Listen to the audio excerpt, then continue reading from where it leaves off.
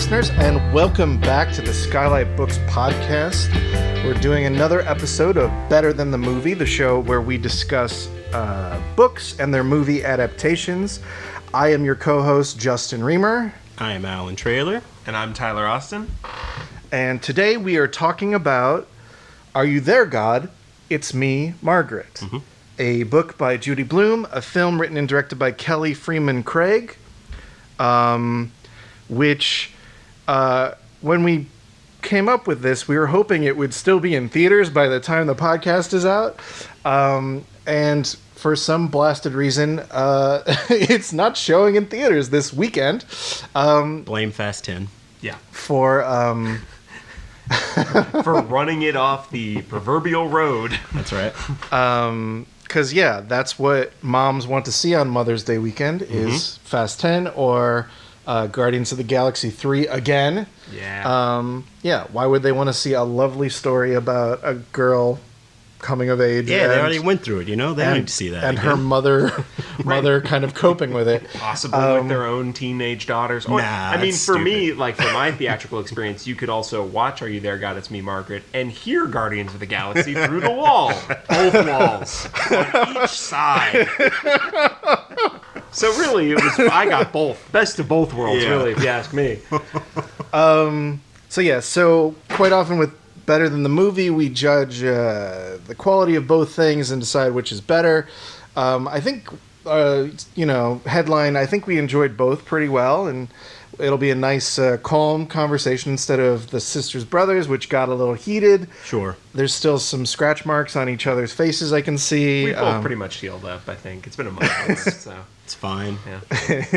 But I wanted to start off this episode by chatting about coming-of-age stories, both books and movies, any that we love, any that we want to give big ups to. Well, first off, you got to go with Catcher in the Rye. I've heard of it. I was a very angry young man growing up, and I got that book, and I was like, oh, someone understands me. And I definitely thought people were phony for many years. I am, of course, different now. I keep it inside. I don't actually say the word phony anymore. But yeah, very, very important to me growing up. I really, really love that book. I wasn't a big fan of Goonies, which is like the go-to coming-of-age movie, but I love me some Monster Squad, which is like... That's the most on-brand I know, right? Allan TM I've ever seen. Wolfman's got nards, man. What more? Rules. It does rule. Get some pals together and hunt some... hunt a Dracula, A Dracula, a Frankenstein. And a Wolfman, A mummy. With your buds. I think that's the 4, right? Those are the 4 in the squad? And that was written by Shane Black, right? And Fred Decker? Oh, right. Right. Wow. His buddy, yeah. So it teamed up the Night of the Creeps guy with the Lethal Weapon guy. I believe so, yeah. For some glorious good times. Hell yeah. Tyler? The one I guess that comes to mind that I remember as a kid reading as like a coming-of-age thing that I always enjoyed was Holes. Oh, Holes is pretty good, yeah. Holes is good and a good movie, honestly. Yeah. And they kind of really did a good job of sort of capturing the the book and the movie. That's a great one. I don't know. I like that. It's like a very well-structured. You have like your flashbacks. There's like a lot of play there. I think I was a little too old for Holes when it came, because I was working at a movie theater when that came out. Oh, I was. So I do remember watching it. I was in 3rd grade. Wow. That's cool. I actually don't know if that's true. That's probably. I think I was. That can't be true. I hope to God that's not true. You're pretty old. Oh, Jesus. You're an old man. You've come of age. I certainly have. Okay, that's true. No, just physically. Let's be clear. I got gray hair. I don't know if that counts. So Holes was great. That's really good. We did both just send each other pictures of our George Romero 4K discs that we received in the mail yesterday. So we're both adults. Have we really become adults? Yeah. Yeah. Well, I think being an adult is spending money on something you shouldn't. So I think that's a classic will bring you example. joy. That's right. Yeah. Yeah. Kids don't do that at all. That's really, and if you think they're very responsible. Well, yeah, they don't. They get like allowances. They don't get to. They don't get to spend it earn on their money and spend. And if you think about it, that really is the moral of Holes. That's right. If I remember it correctly, it's been a while since I've checked it out. Hey, he gets to. Anyways, all right. I'm not gonna try to justify that joke anymore. That one's great. I think like coming of age in terms of movies, Breaking Away is great. I love Breaking yeah. Away. What's Breaking Away? It's the bicycle race movie Where with, the kid pretends he's like an Italian bike racer. Yeah. What? It's so good. It's all in like Indiana. It's like very class conscious. Like they're the Cutters. Like there's their team's the Cutters. They're all kids of like quarry people, like lower middle class. Oh, scum, And sure. Yeah, Quarry people, yeah. people you would relate to probably. As the last time I talked to you, you were like, I am living in a quarry, but don't worry about me. But no, it's like a young Dennis Quaid is great in it, and isn't the small kid in it? Isn't he also the kid? I'm blanking on his name. He's great. It's been too long since I've seen it. Oh God, it's good. It's Max von Sydow. Paul Dooley plays the dad. Oh, Paul Dooley's so good in this movie. There's one line that like sticks with me because like it was so. It felt like improvised, but I don't know if it was. Which is the announcer at one point talks about the main character like not doing great, but he's really trying out there. And then very kind Paul Dooley at one point is like, even the announcer said he tried. So good. Yeah. Oh, Jackie Earle Haley is who I'm thinking of. I believe he's also in it. Yeah. Because the Cutters are great. There's like it, and then there's the main person whose name the main actor whose name I'm totally blanking on as well.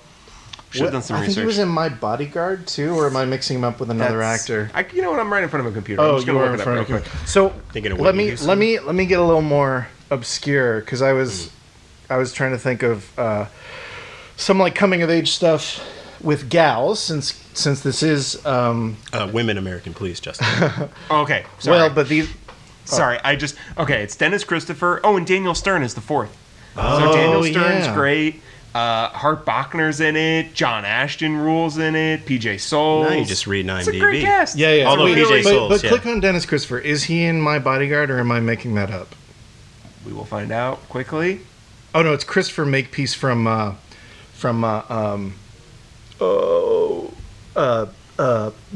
the Meatballs. I was gonna say Meatballs, I was gonna okay. say the Bill Murray camp. Thank God we're thinking of these things, Yeah. because is there anything more frustrating in a podcast when someone's trying to think of something and you can't tell them? Yeah. It's good. But I feel like we've really like put a button on these things. Or- It's good. or Well, you're- you just looked it you're- up. So. Yeah, well, yeah, that's Or- putting a button yeah. on an Allan. or just like you'd Kind be of like cheating, I think. But be whatever. like, this is the modern age. Why are they not sitting near a computer? We're sitting near a computer. Yeah. Okay, so please, but yeah. Anyways, that's Oh, great. yeah. So ladies, Sorry, the ladies. ladies, Something for the ladies. He also pushed up his glasses. you know what? Here's one that I haven't seen, but I've heard is great. Is Now and Then. Oh, I've seen Now and Then. Which is astonishing because I love Christina Ricci, especially as like a 14-year-old. I should have seen Now and Then. Obviously, more recently, you got Booksmart. That's kind of like a I haven't seen great. that one. That's fun. Oh, speaking of that, though, Superbad. That's a great comedy. Oh, sure. I mean, not for the ladies, I guess, but you know. Well, Emma Stone is. Emma you Stone can't just is say, great. "Oh, lady is in it." It's But like she's great in it. Like that's She is fantastic That's in the it, yeah. movie that makes Emma Stone, and then Yeah. Easy A, and from the. But going furrin there. So I was telling you guys that I was trying to remember this. I think it's French black and white movie that I saw 3 years ago at the Alamo Draft House, and it's about these ladies trying to lose their virginity. And I think they go work at a store for Christmas, and they like flirt with boys, and it was really good. And I don't remember the name. If anybody listening to this podcast knows it, message the Skylight Books Twitter and be like, Justin, this is the movie you're thinking of. Because Google doesn't help. Yeah, we will take joke answers as well. No, that's perfect. And this is different than us not thinking of something and trying to remember it. This is is- a call to action. Yeah. So, if you can help Justin, please. Thank you. But continuing Europe, though, have you ever seen Lucas Moodysson's Show Me Love? Yeah, I've Which seen a lot is- of his movies. Which is like a great, like budding teenage lesbian love story. It's funny. It's like touching. It's in its original title, it's called Fucking a Mall. Yeah. A mall is the name of their Yeah. of their town, and it's basically like these shitty people can't even deal with the fact that two girls are in love, but it's But then, for the U.S., they're like, name it after that Robin song people Yeah, if you like. could just take fucking out of that title. So yeah, Much appreciated. show me love. But that one's I great. second that. That's a great one too. And there was All his early movies are great. I think he Yeah. released like a box set not too long ago. Yeah, like his Arrow's first got four. one. Yeah. I want to check it out. Speaking of more things we're just gonna buy. Yeah. There's another Because we're adults. Scandinavian one called Turn Me On, Damn It, that's about kind of like this 12-year-old girl sort of like realizing that she has feelings for boys. Mm-hmm. And it's like, but it's like one of those that kind of like much more like intensely than Are You There, God, It's Me, Margaret, like is like, 12-year-old girls also like want to masturbate, right? Like, Mm-hmm. and which actually it like fits because I watched the Judy Blume Forever documentary. Oh, how was it? On the Demon site, Amazon Prime. I really enjoyed it. There was a lot of reviews saying that like, oh, it's too like not deep enough or whatever. But I actually like Judy Blume is interviewed the whole film, and I think like she's a really good presence. She's really interesting to hear her talk, and she, Fantastic glasses too.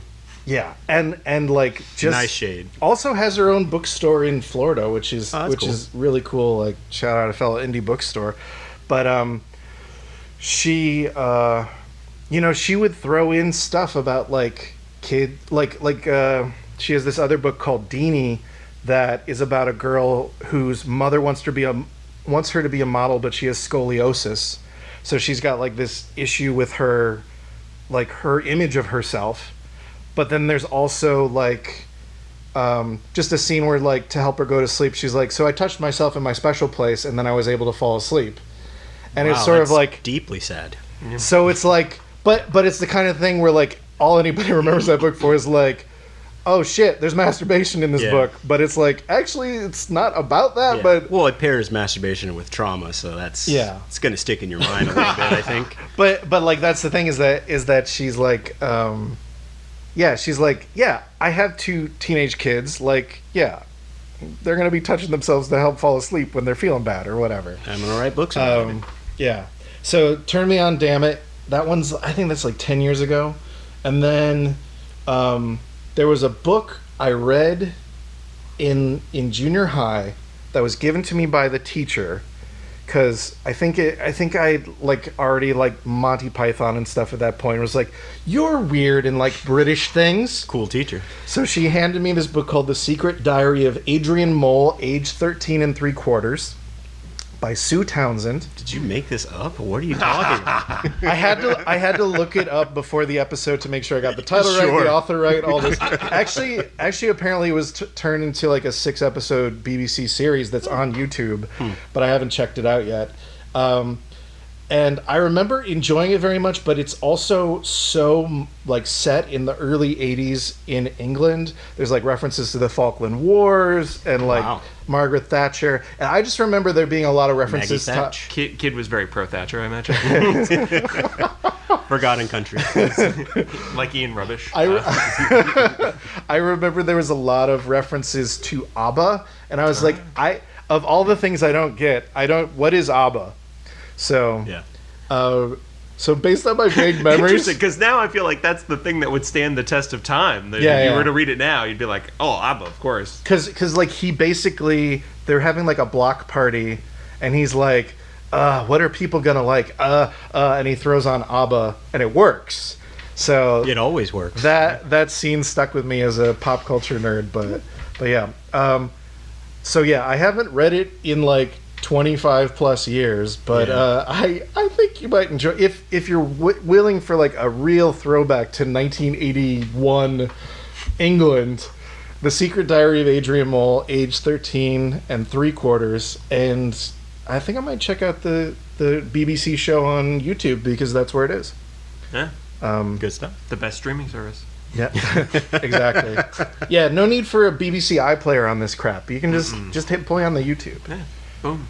No VPN. That's right.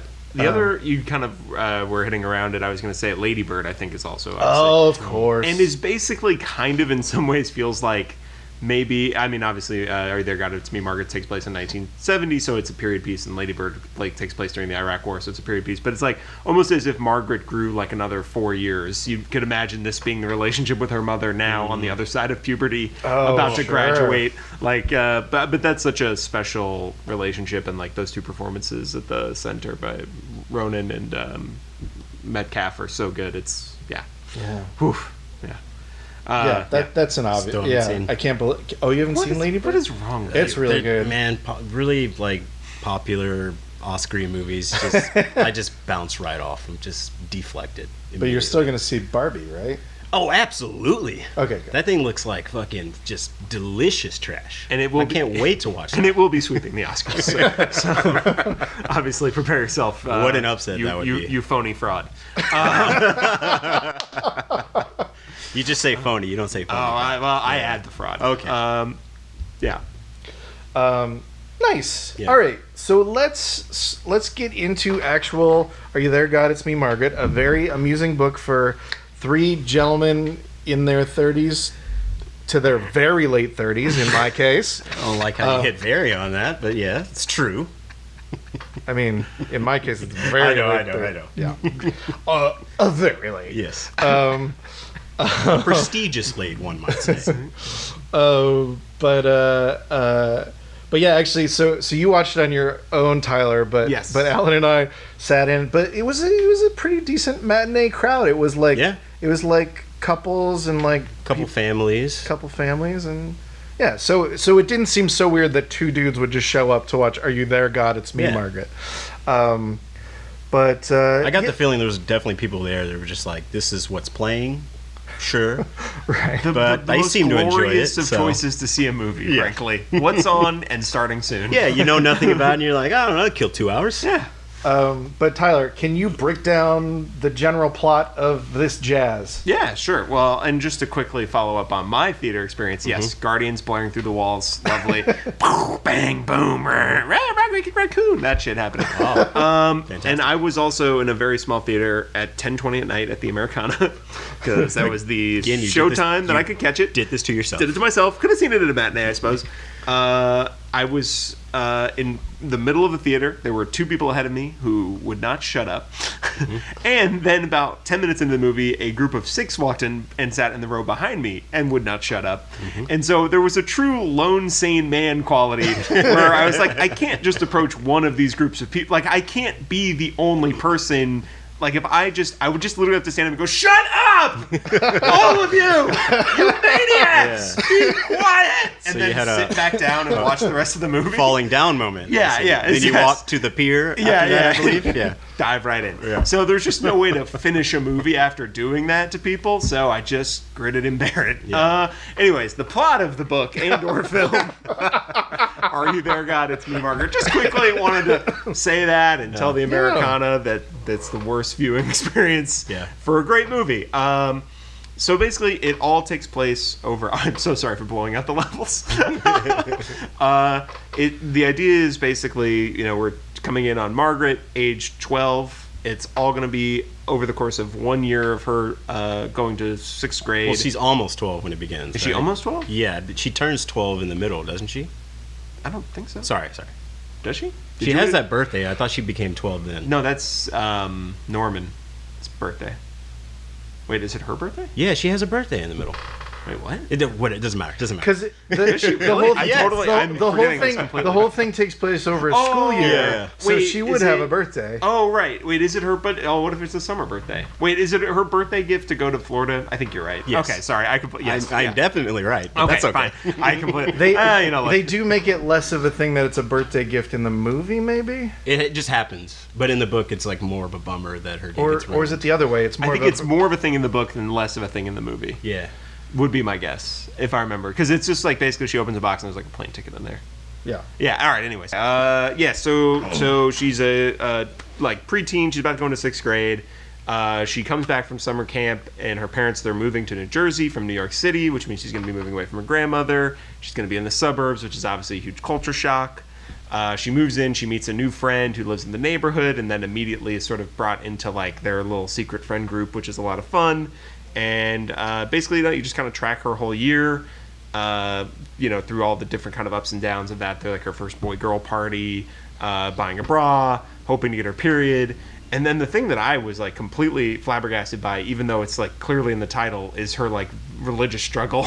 Yeah. Like I felt like the dumbest person being like, oh right, I guess they put God in the title for a reason. Yeah. And she's going to balance being her Judaism or possible Christianity and like it does feel a little weird when those interludes come in. Yeah, it's very I mean, I loved it. I thought that was a great aspect of the book, but I was just like, oh wow, I did not realize. And so yeah, it's one of those things where you're just like, oh well, God is clearly like a thing, like a framework, from which she can sort of like share her inner thoughts. But then you're like, oh, but like her struggling with like what religion will I be is actually part of the point. It's like, kind of a big part of the movie. Weirdly overshadowed by desperately wanting to get her period to become a woman. That seems like the actual focus. But also not until it isn't. Actually having been a preteen girl, I do have to assume that's probably how a lot of people's priorities were. Like it's on the list, the religion thing, but like sure,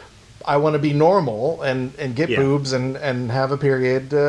Which they kind of mirror each other in that way, where it's like, oh, all my other friends it's starting to happen for them, and also this is a thing they don't have to worry about. They're either Jewish or they're Christian or they're Catholic or whatever. Like it's just like because it's a thing it's her she wants choice. to She's fit like in. Caught between two worlds. Yeah, which I think is which is very similar to being caught between being like a child and an adult, right? Yeah. Like she is truly like right in the middle of that, on the precipice. Yeah, and I think it just like really worked as like I was like, obviously Judy Blume, like I had never read any of their other books, but having now read this, it's like, oh, there's so much more here than again just like, oh, there's a stray reference to masturbation, or it's about menstruation, like menstruation. There's so much more brought to it. And like if you look at some of our other books, it's like there's a boy version basically of this book that's also like very class conscious in a way that like other book, but like while also dealing with coming of age stuff. She has books about bullying. She basically like turned her son into the character Fudge, and there's a funny thing in the Judy Blume Forever documentary where he talks about how people would date him and be like, oh shit, I'm dating Fudge, and he'd be like, fuck. Can't I just be me and not like that's brutal Fudge? Amazing Amy from Gone Girl. And he did Gone Girl some people, but that has a different connotation that way. But yeah, so basically it's over the course of that year, and then it like comes to a head like with her grandparents, who she's very close to her dad's mom, who's very Jewish, and then like her mother, whose parents like ostracized her for marrying a Jewish man, which like feels very 1970. Like there was talk about maybe them trying to possibly update the book, but that was like shunned away very quickly because how could you update it? And I feel like that's something that maybe wouldn't have. Oh, you could definitely still do that. You think so? Oh, absolutely. Well, that's the way. Do you live in America? But that's sort of my thought. But in New Jersey, probably not so much. Enough. Right, because that was sort of my thought. It's like, is there a world in which Rachel McAdams' character today, if her parents were that religious, ever leaves Ohio to go to New York City and meets a Jewish person? And I just want to say, I don't think so. And I just want to say, well, if it's Rachel McAdams, absolutely. Well, she should leave anywhere she is. I thought it was astonishing because I think in the movie they just say Ohio, but in the book they specify Toledo, Ohio, the town I am from. Yeah. And I am one of Toledo's few Jews. Mm-hmm. I can tell you, I didn't really deal with anti-Semitism, but a lot of people being like, so what's this deal with this Jewish Christmas named Hanukkah? Like stuff like that. So there's definitely like people not getting it, but I don't know. But then again, I'm sure there were, even in like, we'll say the 90s when I was a kid. That's not true, but that there was, people would go home to their parent and be like, there's a Jewish kid in my class. And the parent would be like, does he have horns? I don't know. But, no, the parents grew up reading this book and were like, that he's just like you. He's just like everyone else. Exactly. It doesn't matter what religion he is if he's a nice boy. And I'm sure you were. I was a nice boy. Yeah, I'm sure you were. I was a nice boy. Sure. So it all leads to like a confrontation between the grandparents, which is like a big blow up, and then pretty much right after that, she gets her period and goes to camp. Yeah, the end. But also like the blow up between the two families is like she's Christian, she's Jewish, and her revelation, which is kind of amazing in both, is that she's like, you know what? I don't believe in God, okay? Especially if like this is what comes of it. But then she's still It's like a little different in the book. But then it's she the same- still yeah. talks to God, which is like basically her own thing. Yeah. Which is kind of, and it's not even. It's basically maybe her therapy. Yeah, which essentially. maybe isn't even religion. But like she has the God that she talks to, and which is like kind of deep and like crazy. I mean, the fact that wasn't the more shocking part, that a 12-year-old girl would basically declare herself an atheist as a thing that would stand out about this book more is kind of crazy to me. But I feel like that's more in the movie, though. In the book, she says, "I don't need God," right? Or something yeah, to that I guess effect. that's But in the probably movie, it's a little she's like, softer, "I don't even believe in him." Yeah, it's interesting. I'll just quickly take this moment to say, I have a Jewish father. I have a Christian mother. Wasn't really raised any kind of religion until I was a little older. So this really hit home for you. I have a very Jewish grandmother who looked exceptionally Kathy like Bates Kathy level? Bates. Oh man, Really? So much like her. And there's a point when she has like her hair dye red, which my grandmother would do. And I think it's when she came back. This happened to me in the book and in the movie. When she came back for the confrontation, which actually doesn't happen in the book because the grandparents leave before that. But when she comes back for the confrontation, she walked up to the door and she said something that sounded so much like my grandmother that I started crying in a way that literally was not like, I can control this. It was just a like true sob for a few moments. just and a deep sensory memory. Yeah, I mean, it was just shocking how much she looked like my grandmother, and I mean, she's no longer with us, so it was like very powerful to me. I truly, deeply related to that part of the storyline in a way that obviously I can't relate to the other. I don't have just biologically, but this part really hit home for me. Wow. Now, when you were sobbing in the theater, did they stop talking then No. to give you a moment of silence? No, they did not. They kept talking right over the movie. This guy's crying, man. What's going on? Well, that's interesting because I'll say two things. One, I definitely got choked up like 4 or 5 times, and definitely was like, "Hold back! Don't cry in front of Allan! Don't you dare cry in front of Allan!" Yeah. But So I would have socked you for sure. but No, I got choked up as well, But especially towards the end, man. yeah, but the other was I actually was astonished by Kathy Bates as a casting choice because she seemed very not Jewish grandmother to me, but apparently she was a very specific Jewish grandmother. Very specifically on the money. Well, she's very Kathy Bates. Yeah. Yeah. There's something I cannot remember. I'd have to rewatch it, but I'd cry again. But there was something she said that was just like truly like out of my grandmother's mouth, and I was like in a state of shock over it. The one thing she did that did feel very like Jewish grandmother to me is like when they have the scene where both grandparents are at dinner, is that she grabs a glass of wine and she's like l'chaim, and she can tell that the Christians are uncomfortable, so she just kind of keeps saying it like a hex, like l'chaim, l'chaim, l'chaim. Oh, I remember A hex in guise of a toast. That is very the moment specifically now I remember is when they go to temple and she's like, "So my granddaughter's here. This is my granddaughter. She's so happy. This is my granddaughter. Just so you know, this is my granddaughter." That is having gone to an assisted living many times with my grandmother. This is my grandson. This is my this is Tyler. Come meet my grandson. Like it was on point. Yeah. Oh, So, which was not in the book. So I was like, I kind of appreciated a little bit of a coloring outside the lines there. But but it was so on the money. I was like, that's perfect. No, I agree. That's culturally pretty. Speaking of that, though, I like almost every change that the movie has on the book. Yeah. Speaking of like that confrontation, it's like, why wouldn't you have both groups of grandparents at the same dinner? Because she has like a blowout with each grandparent. It's like the next chapter after that, so it's like, why not merge that together? Yeah, I thought that was a really great choice. A lot of sense to make it as sort of pretty funny scene too. Yeah, for sure. Yeah, especially with the line. Yeah, that was very good. Yeah, it was it was really that was a strong choice, and like definitely a choice you have to make for the movie, because you're right. It's like it's a total anticlimax if they like just miss each other like they do in the book. Well, the book is just like, oh, she's got the period and we're out. Yeah. And I was like, whoa, this is it, huh? I feel like there's a few things you could have. It definitely leaves things unresolved in a way that I was like, whoa, 1970. Like it was a very, like the movie takes place in 1970, but it's sort of from a modern, through a modern lens. But the book is just like, it is not like we leave things left. Like Laura Danker never has like a there's never any resolution to Not that. really, no. That's what I was gonna say. Is like I think the book leaves you more space to sort of like create your own inferences, give your own shadings. But the movie, because like Laura Danker in the book, it's obvious that she's like the friend that's actually kind of like always going to tear you down, always going to be a little shitty.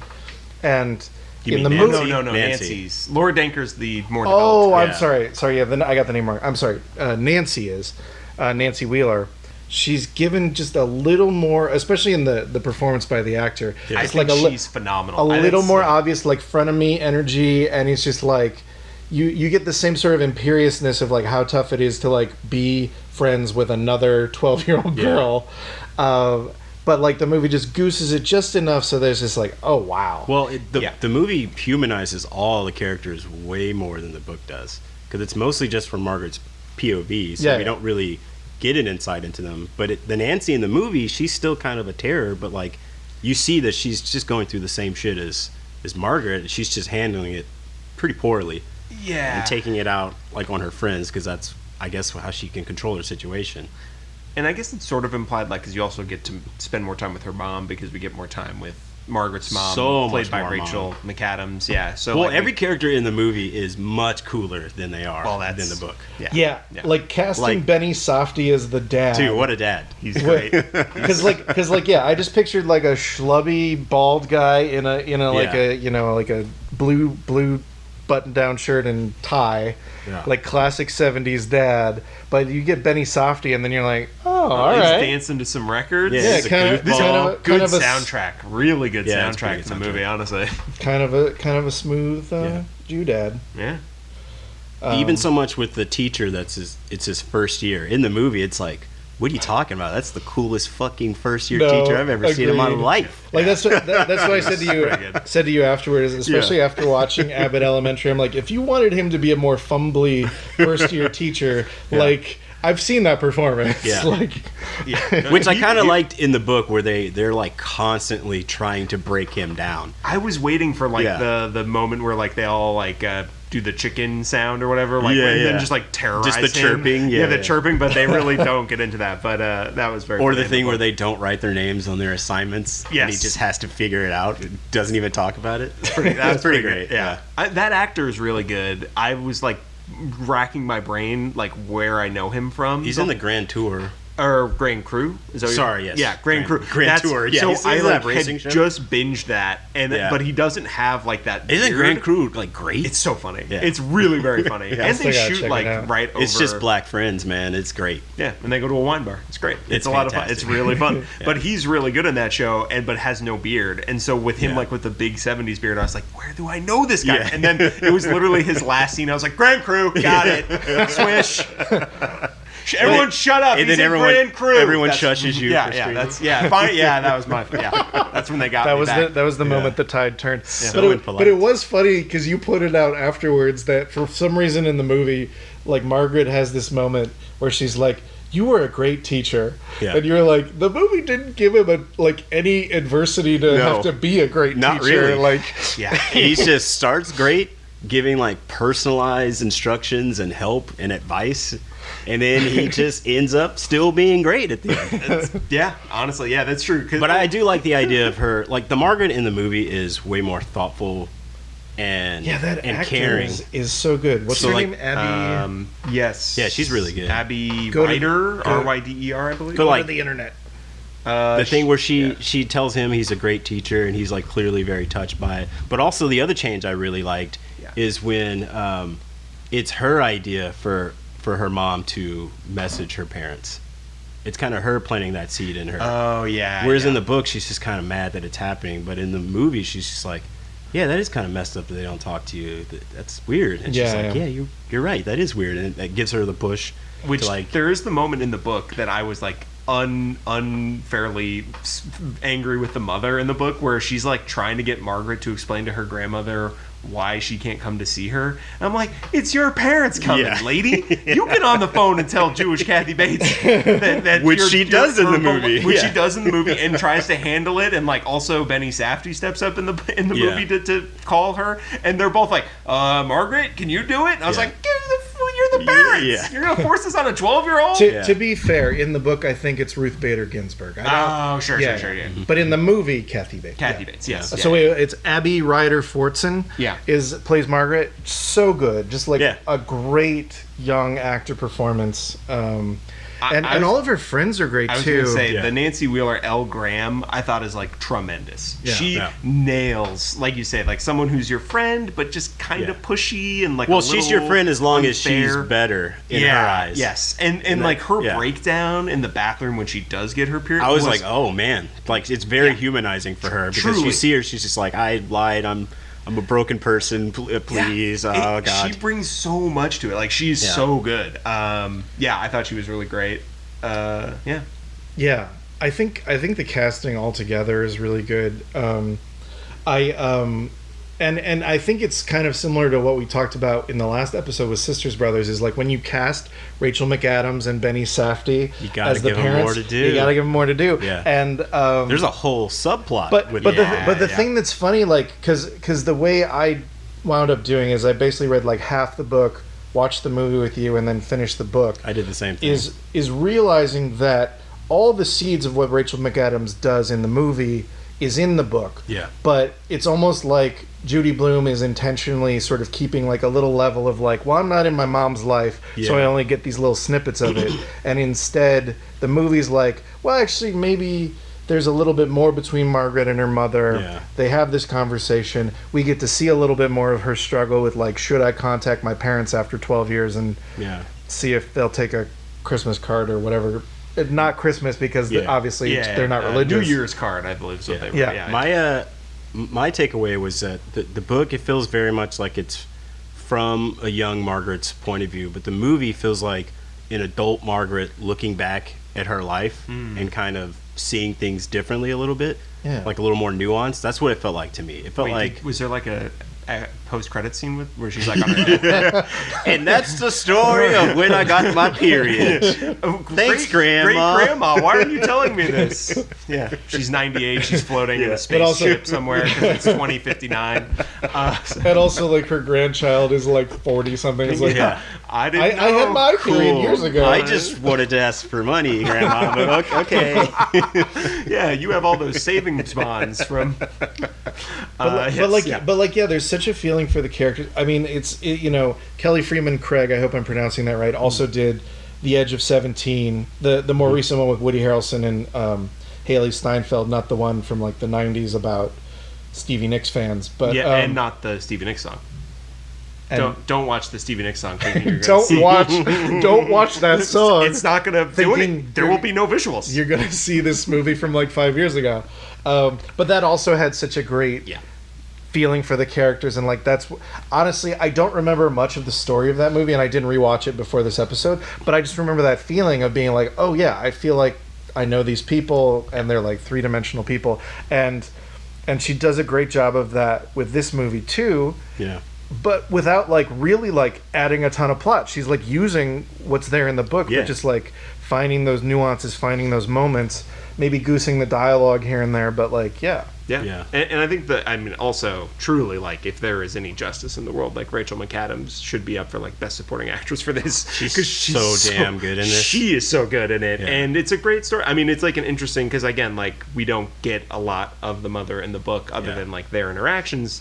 And I think they add like, a lot. Yeah, kind of just berating her from her point of view. Right, exactly. Whereas in this, she's like, man, the coolest mom. To the point, where she's really cool. And she's trying all the time. Yeah, she always wants to be there to talk to her, but she's, like, very artsy. There is, like, almost in the book, like, this isn't the right way to put it, but there's, like, a layabout quality to her, where she's, like, very comfortable not working and painting and just, like, whereas, like, there's a transition with Rachel McAdams where she gives up working and teaching to be like the suburbs mom, to be in the PTA. She realizes she doesn't like that. She wants to get back to painting and being that teacher. Yeah. And that's like a beautiful arc for her as well, I think. I think it's funny that you say that, because I read more of a subtext of what the movie makes clear, which is that she's constantly painting paintings that they have nowhere to put. Oh, yeah. Because like she because the book isn't saying it, but like she doesn't know what to do with herself. So I didn't get a layabout vibe. I got she's having the same crisis that's in the movie, but it's like much more like you got to read the subtext. But like also I hate to do that, but no, just tell me. But again, it could be because I'd rather not. But it could be because I did the thing where I read half book, watched movie, read half book, because I feel like there are definitely just like little intimations that like if you're keyed in, maybe you pick up a little better. But like that, like her describing like her father's crisis and like what do we do with all of your mom's paintings that she keeps painting? Yeah. Like we keep giving them to neighbors and like because it's like. Which could be just like, oh, quirky mom stuff, but I sort of was picking up on the same like, well, she doesn't know what to do with herself. Yeah, it's so she's just continuing to. But in the movie, it's more like she can't paint. Right, yeah. She can't paint. She's having a hard time painting, but like she was an art teacher, which they never really say. They never say in the book that she's giving up a career or a job or anything. Yeah. She's just like happy to be moving to the suburbs to be like with her daughter, like to have the house. I don't know. It's interesting. I mean, I finished the book before I saw the movie because I'm responsible. And but no. So I don't know. But maybe that just like to have a variety of experiences. Yeah, we all have a variety of experiences. Look, and, we all listened to the audiobook at the last minute. Okay, that's what we all did. I mean, that is what I did, and it was great. After you said that the audiobook sounds like Rogue AI, I was like, cool, sticking to the printed word. And the gain is like really messed up. It's like it's kind of wild. Yeah, there's some weirdness to it, but no. So I don't know. It's interesting. I mean, I don't not to say that the mom is unlikable in the book. I think like she's still great. It's just that there was definitely a vibe where she's a little funnier. She's a little funnier in the book. Yeah, she's funnier. She's a little quirky in a way that's like she doesn't, and you just don't tap into her emotionally. So I mean, really, what the book did is put me into Margaret's shoes and being like, what's this lady doing? What's her deal? Well, hey, back your daughter every once in a while. But maybe that's just. But in the movie, you get like so much more of the McAdams experience of like, wow, it is a rough transition to be like the PTA suburban mom when you had like this rich inner life and rich like interaction with the world that just gets boiled down to can you cut out a bunch of blue stars for the gymnasium or whatever, which is a great subplot. It's very funny. The fire hazard. Yeah, everything's a fire hazard these days. Yeah. And the movie really nails the balance of the drama and comedy, which James L. Brooks is the producer, as you pointed out, because I was late to the movie. Yeah. Gracie Films has a logo on the film. I haven't seen it in decades. Yep. Which is what I should have done to the people behind me. Well, they clearly missed it as well. Yeah, they did. But they were 10 minutes late. Exactly. But would have been totally different. But early. But like. Clearly he's given some notes. Like here's some nice blending of comedy and drama because that's what the man does. I mean, I didn't love How Will You Know or whatever that last movie he made was, but he's got some real champion films, real top flicks. As a producer and mentor, I think he's doing good work. Yeah. We just you got Bottle Rocket, you got this, you got That's all you need, right? That's all you need. Those are good. Those are perfect. Yeah. Let's not look into the ones that didn't work out. He was like, from everything I've read, he was like very involved and obviously in like the courting of like Judy Blume because this was like always off the table for her. Like she's had a bunch of other of her works adapted into like TV and movies, but this one she always was like too special. Yeah. And Kelly... It means a lot to many people, so to make a bad movie would be really crushing. Would be disappointing. I think it's maybe the most important... because I think it's, like, very, like, based on her own children's experience at that time. So it's very close to her, and so she didn't want to have it adapted, and I guess... So this is something... I think it's mentioned in the doc, but I had just read it. It was essentially, like... Judy Blume like will love to answer like fan mail and become like pen pals with people. Oh my god, yes. And like eventually for years and then like go to their college graduations and stuff. But so Kelly Fremon Craig like literally just like cold sent her an email and Judy Blume was like, "Oh, Edge of 17 was great. Yeah, I mean sure if you're like interested." And then her and James L. Brooks were on a plane like 2 days later to Key West. The red eye. To be like, we got to go talk to her and like tell her we're going to like do right by it.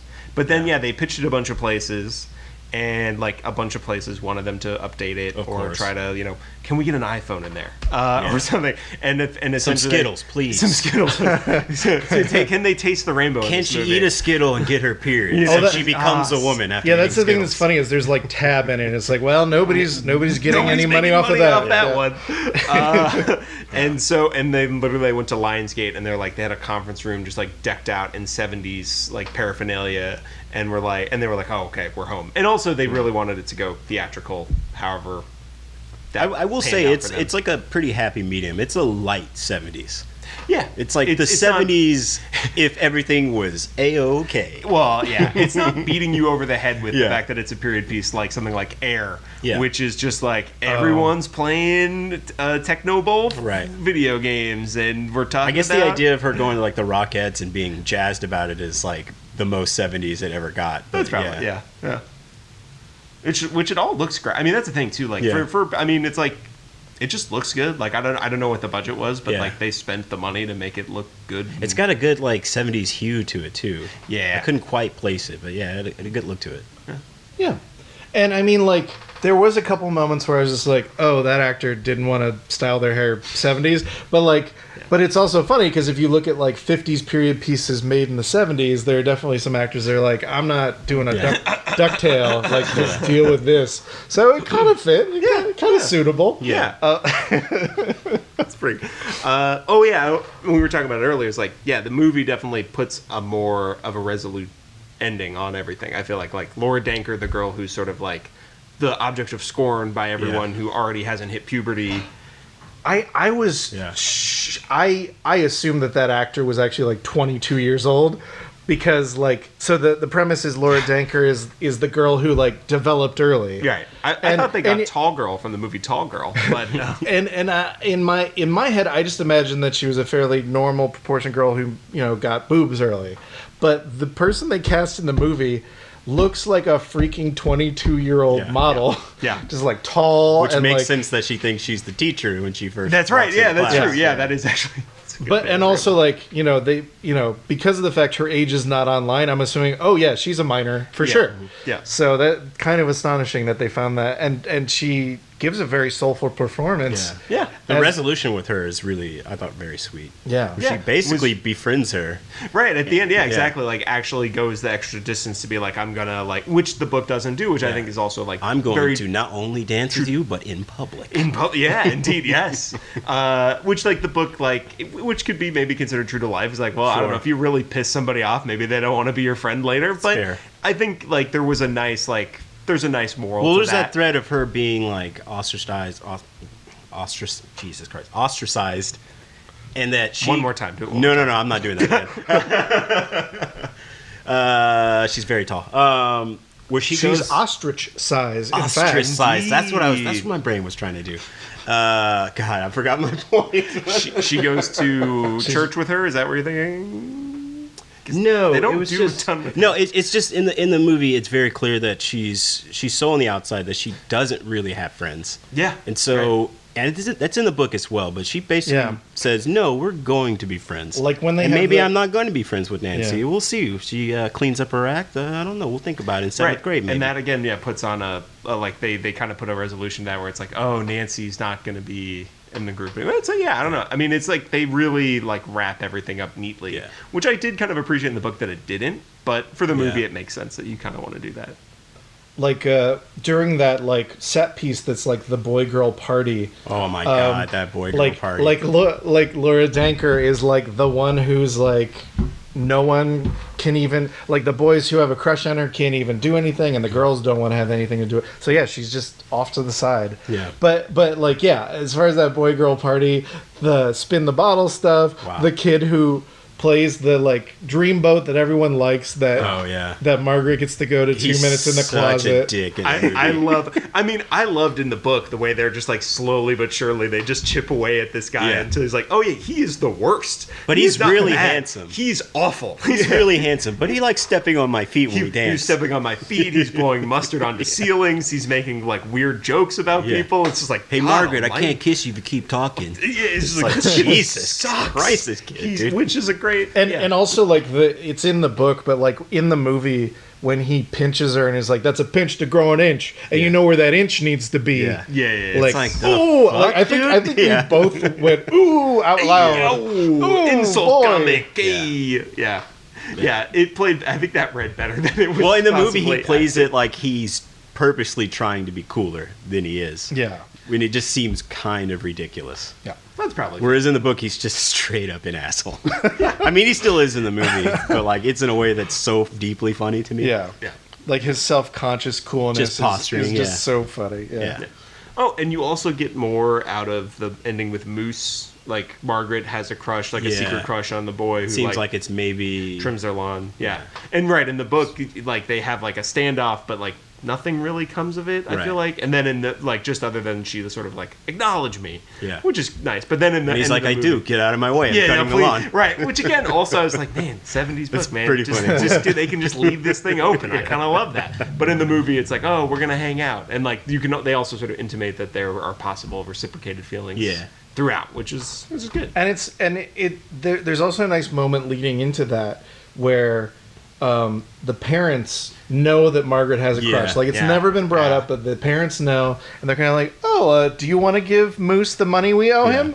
And it's just like a nice like it's the same thing. There's a moment earlier where Talking about the one at the dinner? Oh, no. Rachel McAdams and Benny Safdie are like, he's putting together his lawnmower that's going to cut his hand, and then it necessitate Moose doing their lawn, but like where they're they just have a nice little couple moment where it's just like, oh, manly man putting together the lawnmower, huh? Yeah, very fun. I also like the small moment before Nancy breaks down at the restaurant where like Moose is potentially about to tell her like a deep secret, and it's immediately interrupted by Nancy wanting to go to the restroom. Yes. Yeah. That's a good bit. That's a very good bit. I love that. Right, and and then they go to the bathroom and like she's like clearly annoyed with Nancy, and Nancy's like, I had 3 Sprites, that's why I have to pee so bad. And you're like, and she's just rolling her eyes. Like, oh, that's very funny. That's very, very funny. Yeah. It's really both very enjoyable books and films. I think so. Yeah. Yeah. Any concluding thoughts before we be voted up? I was hoping for a lawnmower bloodbath. Like, me too. Like that in scene the book. is so funny in the book. Yeah. That was pretty great. But he's too suave in the movie to cut his finger that badly, I guess. The fucking moment where he puts because they're like, she sold the furniture in the living room, where he just grabs the lawn chair, puts it in front of the TV, and leans back. This is all I need. I love this. I love this. Great. That was fair. I mean, Oh my god, that'll become a GIF soon. I am sure. Boom. Yeah, no, it's great. Add to the lawn chair genre of GIFs. So.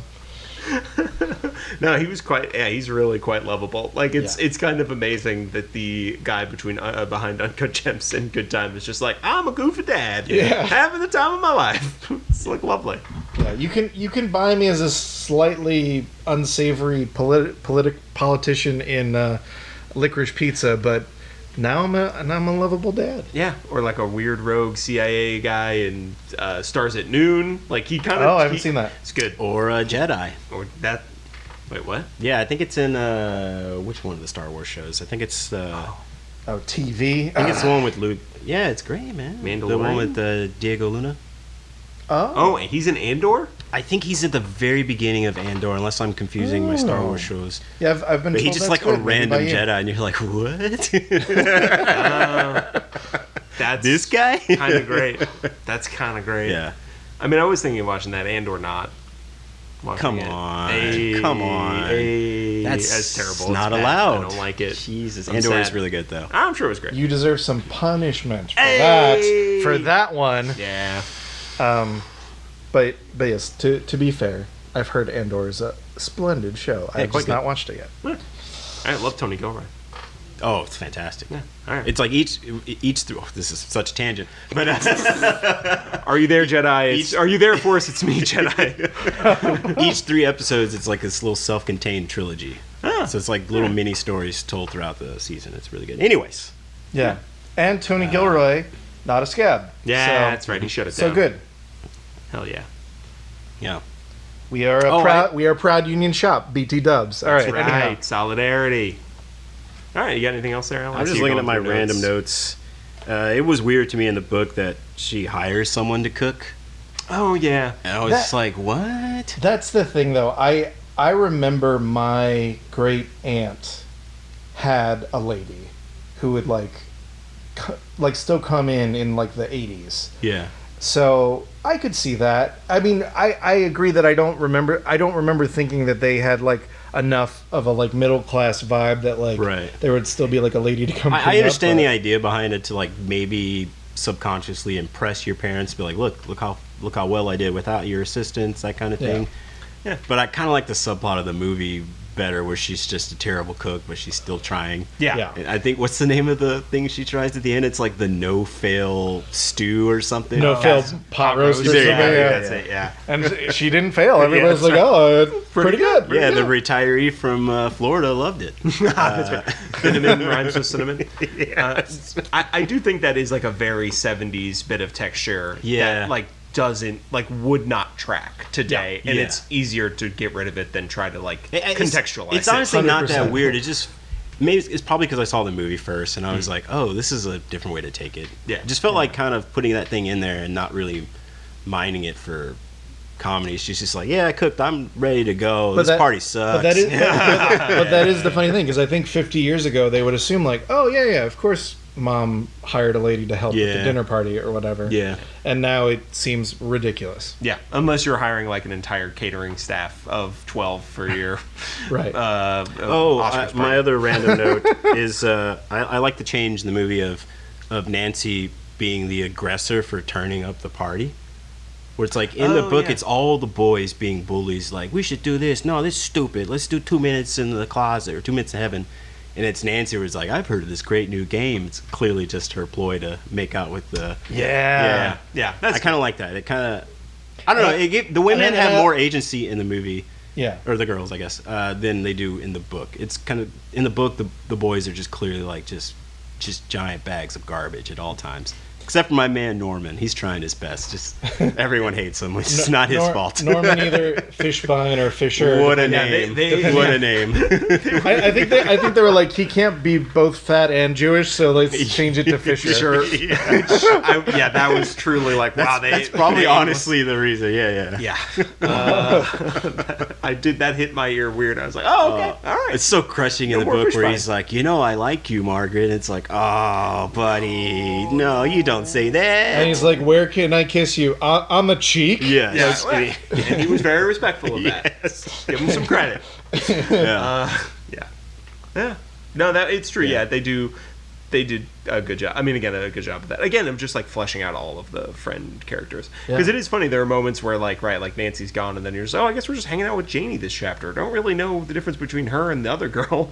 But I'm glad, or even something like the line, it's in the book, but like making it have more of a point in the film, where like Nancy's like, so what was it like kissing a handsome kid in the closet? And she's like, oh, the kisses were good. It was like, oh, there was multiple kisses. Yeah, there was like 5. Like 5 of them, I think. Yeah. Which just seemed like kind of funny in the book, but then in the movie it has the double thing of like her being too excited and also pissing Nancy off because Nancy really wanted the kiss instead of her. So which did seem like there was a little bit like, and it's played so well that you could kind of take it both ways. But it's like, is she doing that a little bit to twist the knife? Like they're like, I think so. Because even if she's not even meaning to on purpose. Something about Nancy is bringing that out. Yes, yeah. Which there's a little glance that Nancy gives when they get chosen together, and she's just like, oh, I'm gonna kill myself. This is the worst news. It's just like a brief little moment. I thought it was so good. That actress is so good in it. I think like I look forward to whatever else she does because she really nails it. Yeah. Trying to think. Random notes. Yeah, I don't think there was anything like that I loved in the book that didn't get some sort of play in the movie. And I agree. I think a lot of the changes and small additions that the movie makes are all... I think they're for the benefit. Yeah, for the benefit. This is weirdly probably one of the harder what's betters. Because I think they just... I think it's easy for me. Okay. Really? Yeah. Okay. Then let's start with you. Okay, final vote for better than the movie. Allan, did you like the book? I did, quite a bit. Did you like the movie? I did. Which is better? The movie, hands down. All right. Wow. I thought it was so good, man. Yeah, I mean, it's great. I really enjoyed it. And I love me a little closure, the book, it works, but like closure will always win out for me. The writer brain in me, I'm like, yeah, tie up as many loose ends as you can, please. Are you still thinking? With the exception of them not beating down the teacher. Oh, yeah. That's like maybe the only thing I kind of wish they had kept in. Oh, that's true. But, I do kind of miss the teacher stuff. Everyone is just so much more humanized to me in the movie. They're so, like, you can see their plight. And they're also, even the characters like Nancy, who are like, kind of the antagonists, you still see their humanity, They're not all the way evil. And they're not all the way evil in the book, but they're very much more so in the book, because it's from Margaret's point of view. Yeah, it's supposed to be like intense preteen emotions, so yeah. Which it still has in the movie, but it's like, yeah, you see where she gets it from. God, there were so many times she started to do the like voiceover, "Are you there, God? It's me, Margaret." Where just her doing that made me go like, oh, oh, oh. Well, I did enjoy in the movie where they kind of have like, it's very quick, and I'm not saying this in a way, but it's like there's a little bit of like that origin story-itis where like you have to see her say it for the first time, like think of her saying it, right? Which I was like, okay, I mean that's fine, whatever. Yeah. It's cute and it works, and I was like, yeah, that's how she came up with "Are you there, God? It's me, Margaret." She's like, God. Me, Margaret, are you that's not there, gonna God? work. It's me, Margaret. And I was like, oh, she did it. She said it. Oh, damn. Titular Watch line. out. That's an Easter egg. I don't know if you get that. She might have even said her last name the first time. It's like, it's me, Margaret Simon. Oh, yeah, I think she does, yes. Which is, so, she shortens it. She a lot of Margarets out as there. You it gotta be continues, she's specific. like, all right, we got to It's me, Peggy. we got a rapport. It's your boy Maggie. What's up, G-Man? Should I? Well, I think they're both really, really good. Yeah. But for me, the movie is easily the winner. I'll let you think, because so here's my thought. I also think very close, both excellent, and like one of those things where it's like I almost feel like going on a Judy Blume binge a little bit. Mm-hmm. Also because like they're fairly short and whatever. Might learn something. Yeah. Yeah. Get a little empathy for other people. Anyhow. That's right. But I'm going to give the slightest of edges to the book. Mm-hmm. And it might be because I saw Judy Blume in the Judy Blume Forever documentary. Yeah. And I just have so much, I vibe so much with her just as like a creative person, and like her text is really the foundation of everything. And Kelly Fremon Craig does an amazing job bringing it to life. I think she found the right adapter. It took 50 years, but she found the right adapter.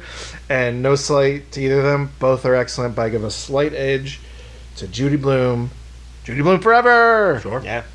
I think ultimately that's probably where I land as well. I think it's just, and it's maybe finishing the book first. Mm-hmm. And why are you looking at me when you say that? Because why am I staring daggers at you? Jesus. Through your, so I'm the asshole. I'm staring through so I'm you the bad guy. The one guy who doesn't want to say, no. I mean, it's the movie's really, really good. And I think that it does a great job of like capturing the spirit of the book and like also adding in ways that are very beneficial. Like I think all the McAdams stuff is dynamite. It's so good. Yeah. Put her in everything and make her a fun honestly mom. Yes, she's so great. Like, so that's all really works. But I came to really respect once I finished, like the time between finishing the book and seeing the movie. I was like, I kind of love how messily it ends. I enjoy that there are cliffhangery elements to it, that there are things that just like in life don't wrap up neatly, and I kind of had a feeling they would wrap up more neatly in the movie, and they did, and not that that's a bad thing, but I just really appreciated the kind of like confidence to do that, of like, it's a kid's book, but like things are just going to kind of be left unsaid or undone in the way that they are in life, and I really appreciated that. Yeah. Nice. All right. So once again, the book won, better than the movie, but I think this is a very close call. Maybe our closest. Fucking bullshit, man. Maybe our closest call. Also, and I'll just say quick, I think I was just so taken by surprise by the experience of reading the book and how much I personally related to it on a level that I did not imagine, and that there was so much more there than you would kind of expect.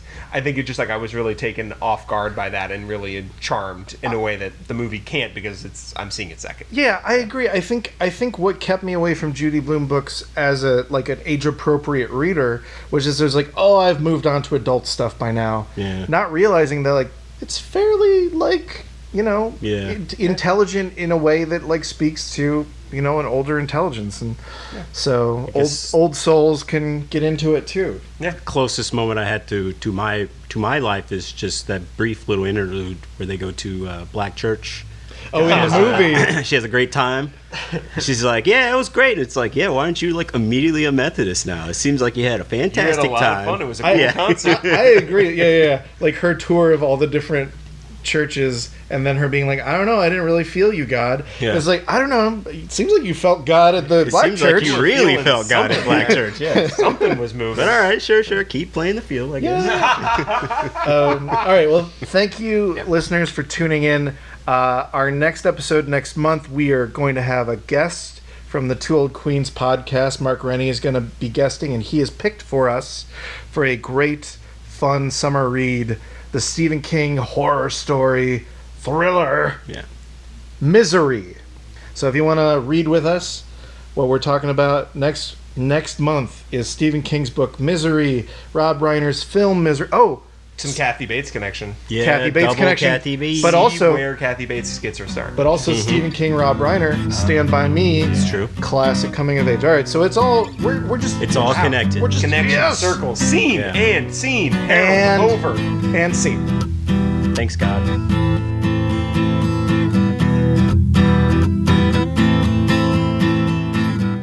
Thanks for listening to this episode of the Skylight Books podcast series. We hope you enjoyed it. If you'd like to check out the book featured in this episode, or others, please visit skylightbooks.com. If you're in the Los Angeles area, stop by for one of our live in-person author events. You can find a calendar on our website. If you like this podcast, leave us a review. It really helps us out. Our music is by Duck the Piano Wire. Till next time.